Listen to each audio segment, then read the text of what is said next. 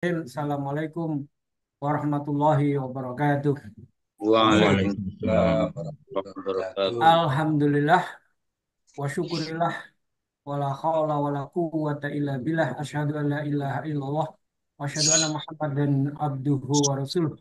Allahumma sholli ala sayyidina Muhammad wa ala ali sayyidina Muhammad amma ba'du. Terima kasih Ustaz Jabar yang menggantikan Pak Mangesti yang masih berada di Madinah sekarang. Nah, beliau kemarin mengabari saya.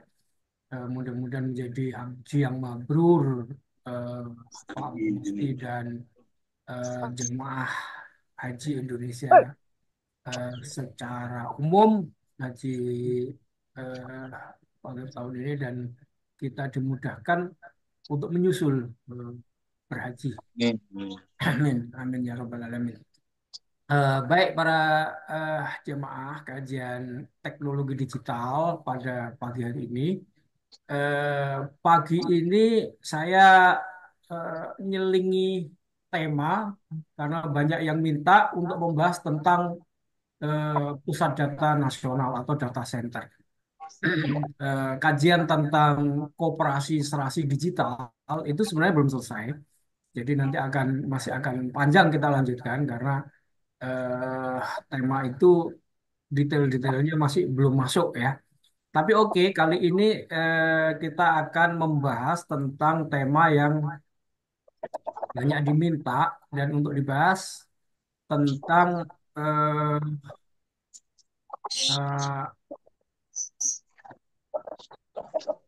jebolnya ya pusat data nasional sementara. Itu siapa yang bertanggung jawab? Ini pertanyaan yang paling banyak ditanyakan ya tentang siapa sih yang sebenarnya harus bertanggung jawab terhadap pusat data nasional itu.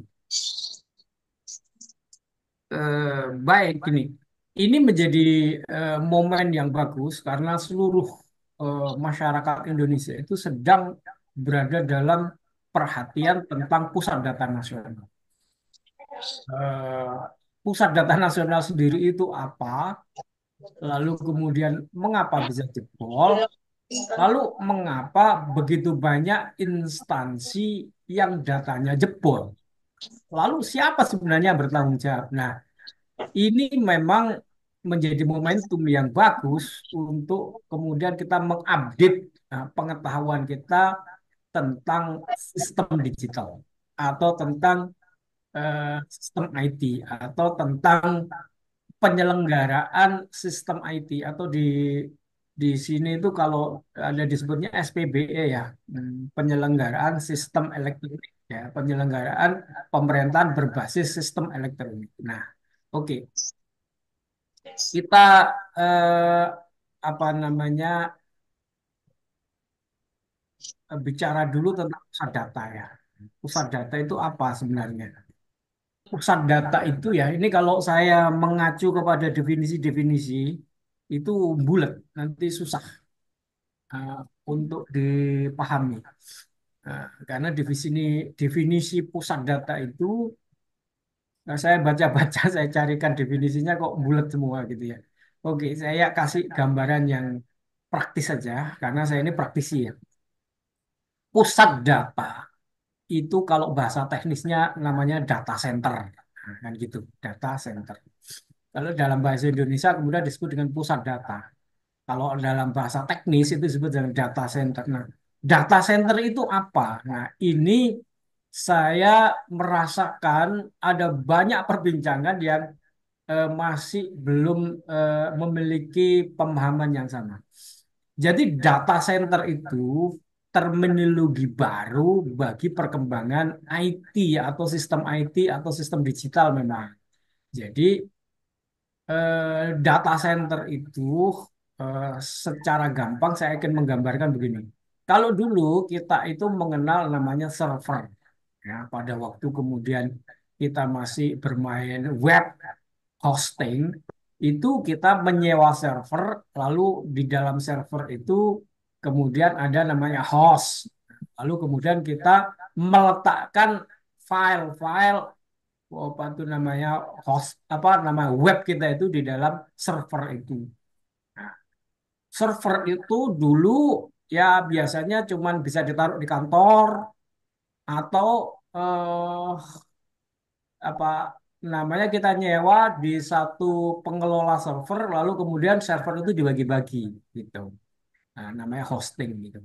Nah, lalu tingkat tertinggi dari server itu namanya dedicated server. Dedicated server itu kita punya server, lalu kita taruh di eh, kantor kita. Jadi lalu kemudian data itu milik kita. Itu itu dulu ya terminologi dulu. Nah, data center itu adalah server-server yang kita miliki itu tidak lagi memadai ditaruh di kantor, yang disebut dengan dedicated itu. Kenapa? Karena perkembangan teknologi sekarang ini tidak memungkinkan lagi hal itu dilakukan. Kenapa? Karena ada setidaknya dua faktor. Satu, faktor keamanan. Data itu merupakan sesuatu yang sangat vital, sangat urgent, dan dia nilainya itu lebih dari eh, gold atau emas, lebih dari oil. Jadi data itu new oil, new gold. Di dunia digital atau lifestyle digital, data itu emas. Nah, siapa menguasai data, dia menguasai dunia, menguasai ekonomi. Itu makanya Google itu menguasai data, dia menguasai ekonomi dunia. Elon Musk itu membeli Twitter. Kenapa? Karena dia memiliki data center, memiliki big data. Facebook membeli WhatsApp dengan harga ratusan triliun. Kenapa? Yang dia beli, ya sebenarnya datanya itu kan gitu. Nah, jadi perkembangan dunia digital yang sangat pesat, data itu sangat bernilai. Dia lebih dari emas atau bahkan sekarang itu disebut dengan new oil. Eh, Oil itu dulu new gold. Kalau zaman dulu kan kekayaan itu gold. Lalu kemudian zaman energi, oil itu adalah new gold. Nah, zaman digital yang disebut dengan new gold atau new oil itu adalah data yang kemudian disebut dengan big data. Nah, itu sangat bernilai karena dengan data itu dia menguasai dunia. Bukan hanya dunia itu kekayaan, enggak. Dia menguasai manusia seluruh dunia yang datanya ada di dalamnya.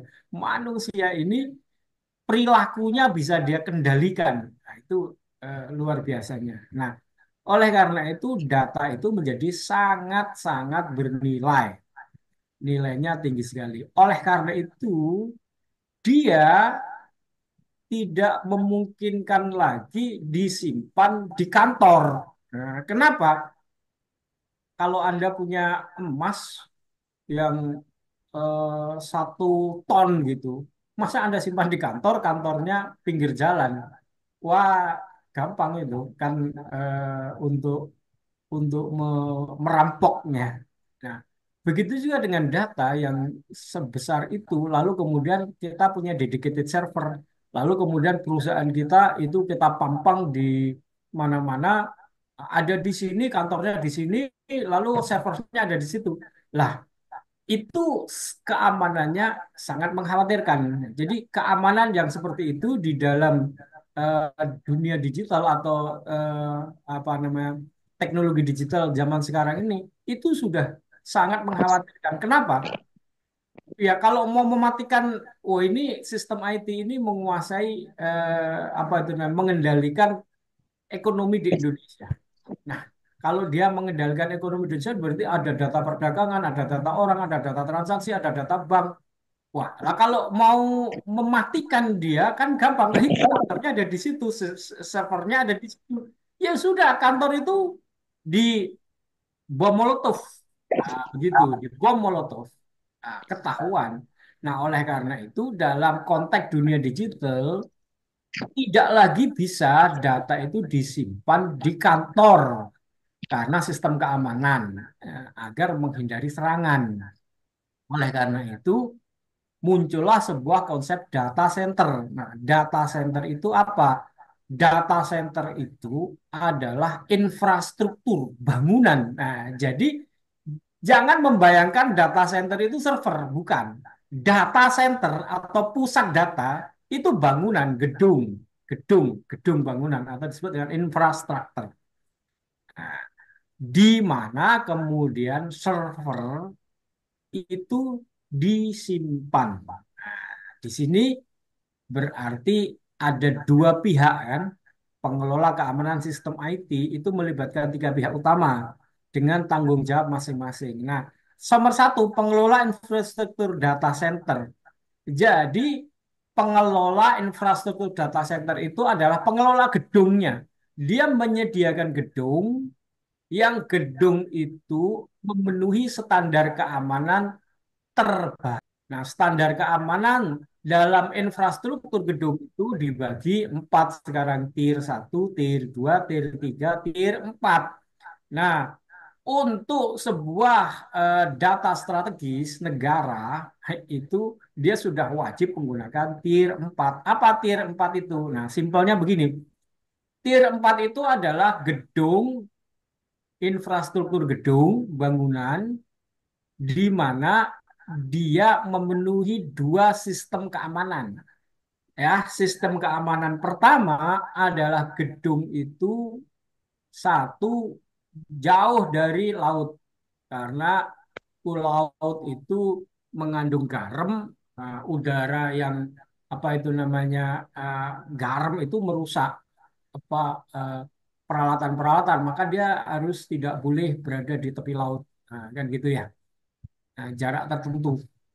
Lalu kemudian yang kedua, bangunan itu tidak boleh berada di pinggir jalan. Jadi dia setidaknya jauh dari jalan, tidak memungkinkan adanya orang yang kemudian naik sepeda motor atau mobil melempar bom molotov. Nah, atau bahkan kemudian dia menggunakan truk atau menggunakan ya mobil penuh dengan bom gitu, lalu nabrak apa itu namanya pintu gerbang, lalu kemudian menarget eh, data center yang disimpan. Nah, jadi tier 4 itu sudah mempertimbangkan faktor-faktor yang seperti itu. Pertama, yaitu tadi ya kondisinya dia jauh dari laut. Yang kedua, bangunan itu jauh dari jalan. Jadi kalau ada jalan, maka kemudian bangunan itu harus sekian meter jauh ke dalam, pintu masuknya berlapis, lalu kemudian bangunan itu kekuatan apa namanya temboknya itu eh, memiliki standar tertentu sehingga kalau misalnya ya apa truk dengan bom tertentu menabrak gitu dia hanya masuk di pintu paling depan. Lalu kemudian di dalamnya masih selamat. Lalu kalau mau masuk ke data center itu harus melalui SOP setidaknya 7 lapis. Saya ngomong begini ini karena saya praktisi yang mengalami bagaimana masuk ke dalam data center untuk mengakses data center atau apa itu namanya server saya itu diletakkan. Gitu. Jadi saya nggak bisa sembarangan masuk. Saya itu harus daftar dulu. Oh, oke, saya besok mau datang. Oke, ketika saya mau datang itu diregister dulu. Oke, siapa yang datang, KTP-nya dan lain sebagainya. Lalu kemudian dikasih apa namanya barcode untuk masuk ke pintu. Nah, jadi begitu masuk ke pintu gerbangnya ya, pintu gerbang awal, truk dengan barcode yang sudah dikirim. Nah, kalau tanpa barcode itu ya nggak akan bisa. Jadi walaupun kemudian kita tiba-tiba datang gitu, ya nggak akan dibukain, ya kan? Itu masuk ke situ ada SOP-nya. Oke, setelah masuk pintu pertama parkir, lalu kemudian masuk ke ruang tamu, ada barcode-nya lagi. Nah, di ruang tamu dilakukan pemeriksaan, ngobrol-ngobrol, pemeriksaan dan lain sebagainya, baru kemudian masuk ke pintu kedua, ketiga, keempat, kelima, keenam, ketujuh. Dan 7 lapis itu semuanya menggunakan kode. identifikasi. Sampai ke lapis 7 itu penjaganya udah lain lagi. Jadi dia ada lolos. Itu tier 4. Jadi sistem keamanannya itu seperti itu. Nah, jadi pengelola data center atau pengelola pusat data itu pengelola gedung. Dalam hal ini adalah Telkom Sigma dalam kasus PDNS itu, pusat data nasional itu. Oke. Nah, nanti dia hanya bertanggung jawab lebih kepada keamanan struktur bangunan. Ya. Baik itu keamanannya dari fisik. Ya, tadi ya. Nah, yang kedua keamanan dari security IT-nya. Nah, security IT-nya itu adalah kan kemudian di situ nanti kemudian ada server pihak lain yang ditaruh di situ. Misalnya Google menempatkan servernya di situ. Bank asing katakanlah menempatkan servernya di situ. Nah, eh, itu namanya co-location server. Saya punya server yang tadinya kita taruh di kantor, tapi karena perkembangan yang luar biasa, server itu tidak memungkinkan lagi kita taruh di kantor karena faktor keamanannya tidak memadai. Maka kemudian kita taruhlah dia kepada sebuah pusat data yang tier 4 itu tadi. Ya, kenapa? Ya, keamanannya itu sudah harus memenuhi itu. Jadi kalau bank itu tidak memiliki data center di tempat yang tier 4, bisa jadi bank itu nanti tidak mendapatkan sertifikat ISO 27001 seperti itu.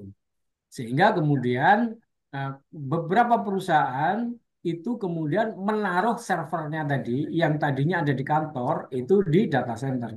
Nah, server yang ditaruh itu adalah server yang punya kemampuan baru yang mengikuti spesifikasi yang baru. Jadi tidak server yang di kantor dipindah, enggak. Dia harus ada spesifikasi khusus ya yang kemudian ditaruh di situ.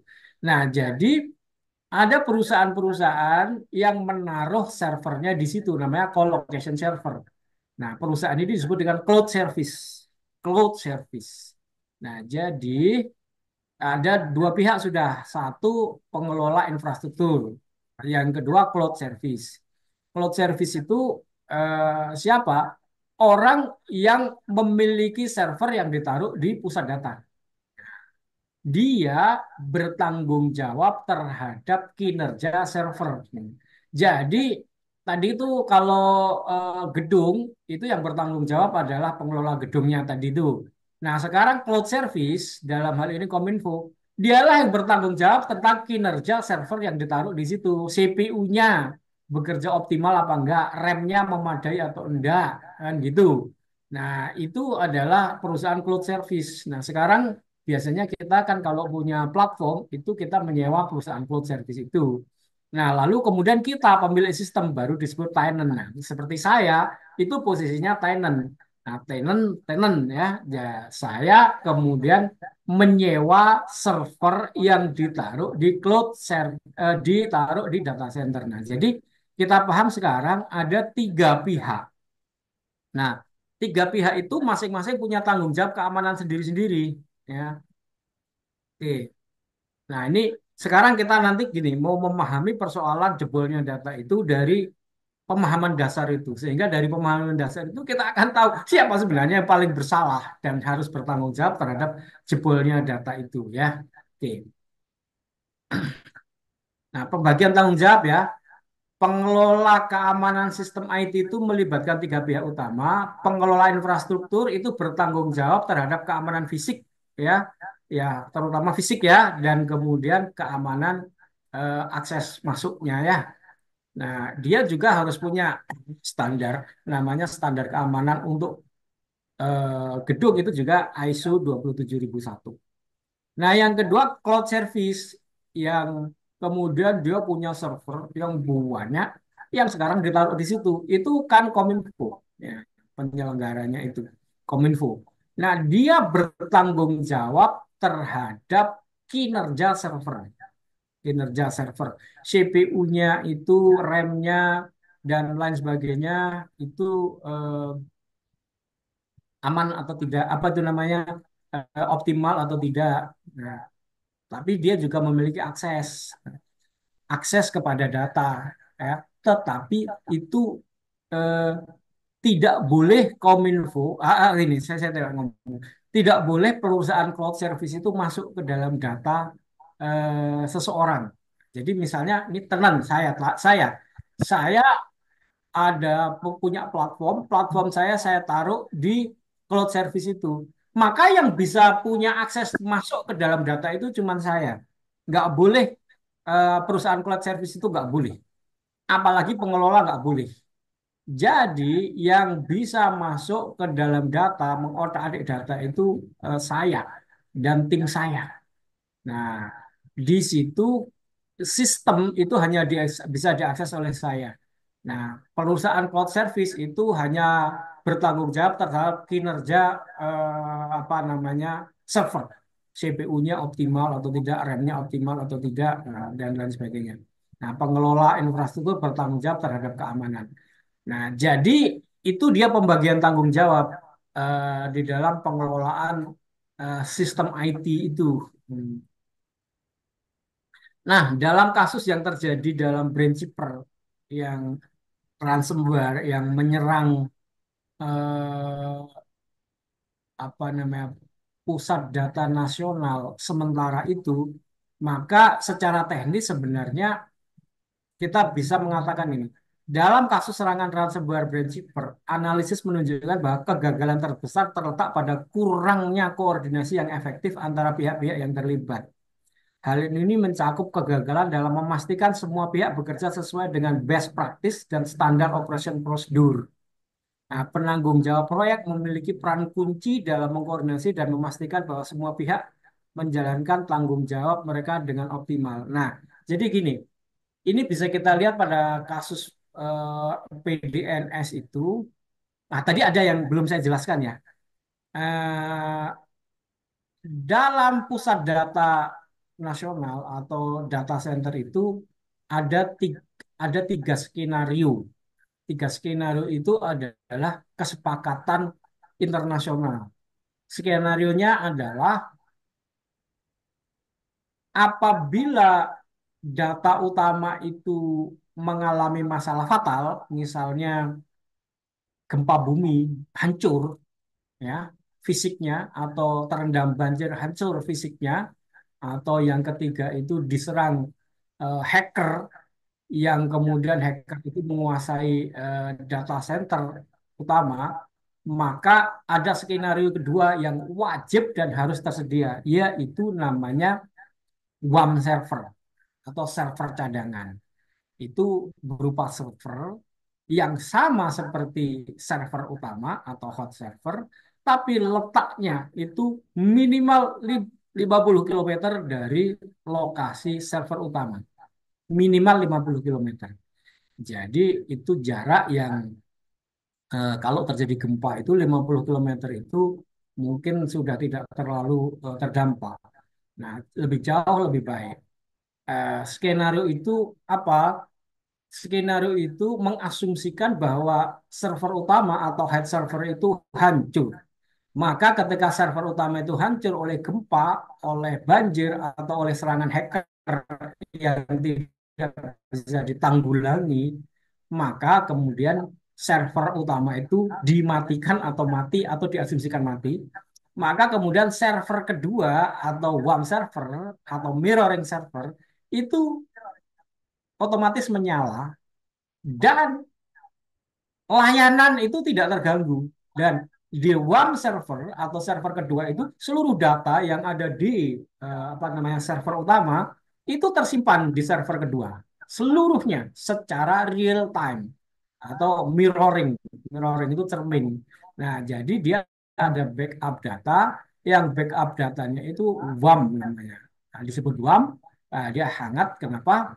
Karena kalau hot server mati oleh gempa, oleh banjir, oleh serangan hacker yang tidak bisa ditanggulangi seperti Brainchipper yang berhasil mengunci itu, maka kemudian WAM server dinyalakan dan kemudian seluruh data ada di sana sudah otomatis dan layanan itu berjalan. Nah, seperti itu.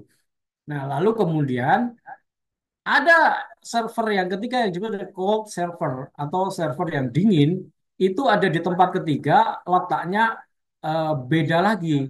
Nah, dia itu juga menyimpan seluruh data, menyimpan seluruh data. Jadi asumsinya, contingency plan-nya, hot server mati, warm server mati, maka data itu selamat. Walaupun kemudian butuh waktu. Kenapa? Karena data itu cold, ada tersimpan hanya di server yang dingin, yang kemudian nanti bisa digunakan untuk recovery. Seluruh data ada di situ. Nah, itu dia. Apa itu namanya? Tier 4 pusat data itu seperti itu. Jadi tiga pihak, yaitu pengelola infrastruktur, kemudian cloud service, lalu kemudian tenant, itu harus mengikuti tiga skenario itu. Sehingga kemudian mereka terkoordinasi untuk menjalankan skenario itu. Apabila kemudian terjadi satu di antara tiga hal, gempa, banjir, serangan bom, atau kemudian serangan hacker, dan kemudian mati, maka kemudian ya layanan nggak terganggu. Data terbackup dengan baik. Nah, sekarang yang terjadi kan layanan utama mati, datanya nggak ada. Kan gitu. Dikunci, datanya nggak ada. Jadi tidak, SOP sebagai tier 4 itu tidak berlangsung. Nah, siapa yang bertanggung jawab? Yang bertanggung jawab tentu saja adalah eh, siapa ya? Ya, kita tahu kalau begitu berarti itu siapa? Penanggung jawab proyek itu yang harusnya mengkoordinasi, dia tidak mengkoordinasikan, sehingga kemudian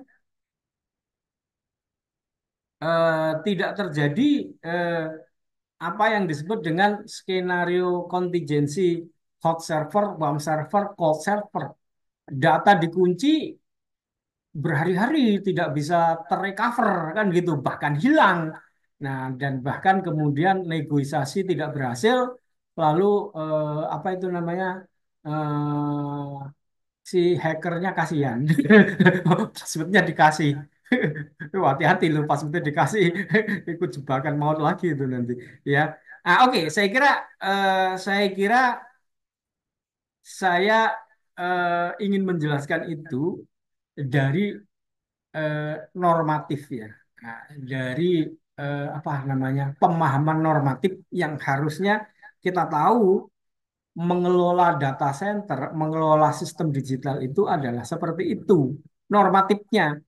Nah, sekarang kita tahu keadaannya mati, nggak berfungsi berhari-hari, datanya hilang. Nah, berarti kita tahu siapa yang harus bertanggung jawab. Oke, itu saya kira pancingan saya untuk kemudian kita berdiskusi agar kemudian kita memahami tentang apa yang terjadi dan juga memahami tentang data center itu apa. Sehingga kemudian kita bisa menjadikan momentum ini untuk mengupdate pengetahuan secara umum dari praktisi ya. Kalau saya ini praktisi aja, jadi bukan pakar tadi disebut ya, praktisi yang memang secara praktikal setiap hari saya mengelola ya dan menggunakan standar tier 4 itu. Itu Ustadz Jabar, monggo kita bisa diskusikan supaya kemudian kita bisa memahami lebih apa situasinya. Terima kasih. Assalamualaikum warahmatullahi wabarakatuh.